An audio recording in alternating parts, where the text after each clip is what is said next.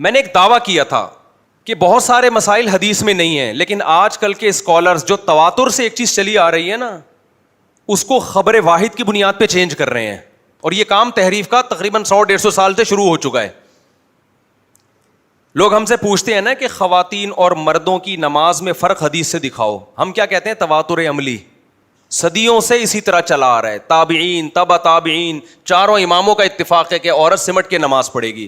اس پہ ہمیں حدیث پیش کرنے کی ضرورت بولو نہیں. امام بخاری کو ایک تابعیہ ملی تھی جن کے بارے میں کہا کہ مردوں کی طرح نماز پڑھتی تھی. اس کا مطلب خود امام بخاری مانتے ہیں باقی کیسے پڑھتی تھی؟ سمٹ کے پڑھتی تھی. ایک کو ہائی لائٹ کیوں کرتے؟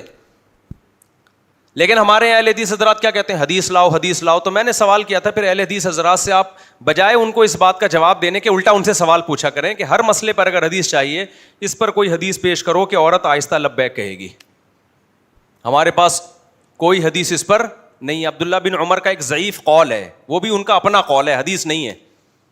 اس پر کوئی حدیث پیش کرو کہ عورت صفا اور مروہ میں چلے گی دوڑے گی نہیں. یہ تو تواتر سے ثابت ہے.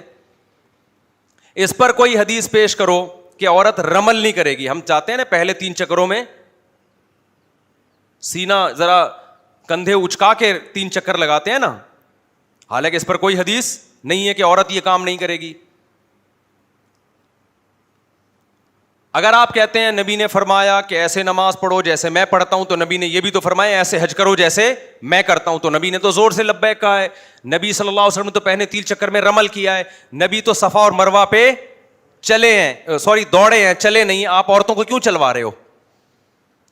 ہمارے پاس کوئی دلیل نہیں ہے سوائے تواتر عملی کے. ایک صاحب نے میرے اس طرح کے بیان پہ نیچے کمنٹس کیا, مفتی صاحب کو حدیثوں کا مطالعہ بالکل نہیں ہے. حضرت عائشہ کی حدیث موجود ہے کہ عورت دوڑے گی نہیں بلکہ چلے گی. حالانکہ حضرت, ہم اتنے بیوقوف ہیں نہیں جتنا کمنٹس والے ہمیں سمجھ رہے ہوتے ہیں. وہ حضرت عائشہ کا قول ضعیف ہے, اور ویسے بھی حضرت عائشہ کا قول ہے نا, وہ قولوں کو ہی لینا ہے. وہ پھر تو ہمارے پاس عورتوں کے سمٹنے کے اقوال ہیں صحابہ تابعین سے. آپ تو ہم سے حدیث مانگ رہے ہو, حدیث کا مطلب آپ کیا لیتے ہو؟ نبی کی بات. دیکھو حضرت عائشہ اگر حدیث میں آتا ہے کہ ایسے حج کرو جیسے میں کر رہا ہوں, تو پھر نبی کی بات کو لیا جائے گا, عائشہ رضی اللہ عنہا کی بات کو لیا جائے گا؟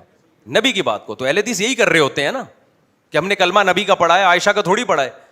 اول تو حضرت عائشہ کی یہ حدیث, یہ قول ضعیف ہے, اور اگر مان بھی لیا جائے تو آپ اسلاف کی بات کو کیوں لے رہے ہیں بھائی؟ حضرت عائشہ کا شمار اسلاف میں ہوتا ہے, پیغمبروں میں نہیں ہوتا. اور اگر آپ کہتے ہو حضرت عائشہ نبی کی بات کو زیادہ سمجھتی تھیں, تو ہم کہیں گے پھر ابو حنیفہ بھی آپ سے زیادہ سمجھدار تھے, پھر تو عبداللہ بن مسعود بھی آپ سے زیادہ سمجھدار تھے, پھر تو عبداللہ بن عمر بھی آپ سے زیادہ سمجھدار تھے. افراد کو, اشخاص کو لانا ہے تو پھر سب کو لے کر آؤ نا. یہ کہ اپنے مطلب کے لا رہے. اور پھر عبداللہ بن عباس 3 طلاقوں کو 3 کہتے تھے, ان کو ان کے ماننے سے آپ 3 کو 3 کیوں نہیں مان لیتے؟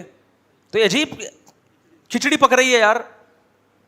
تو میں نے یہ دعویٰ کیا تھا کہ دیکھنا ایسے اسکالرز پیدا ہوں گے جو یہ فتویٰ دیں گے کہ عورت صفا اور مروہ میں دوڑے گی چلے گی نہیں, کیونکہ حدیث میں آتا ہے ایسے حج کرو جیسے میں نے کیا. میں نے کہا آپ دیکھنا یہ فتویٰ چینج ہوگا.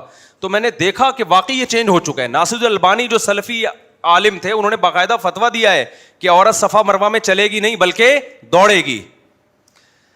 نہیں یہی بات. تو میں تو کہہ رہا تھا عنقریب ایسے اسکالر پیدا ہوں گے جو یہ حج کا طریقہ چینج کریں گے. تو ہوں گے نہیں, ہو چکے ہیں, دنیا سے بھی جا چکے ہیں یہ فتویٰ دے کے. تو آپ اگر تواتر عملی کو نہیں مانتے تو تحریف دین کا دروازہ چوپٹ کھلا ہے پھر.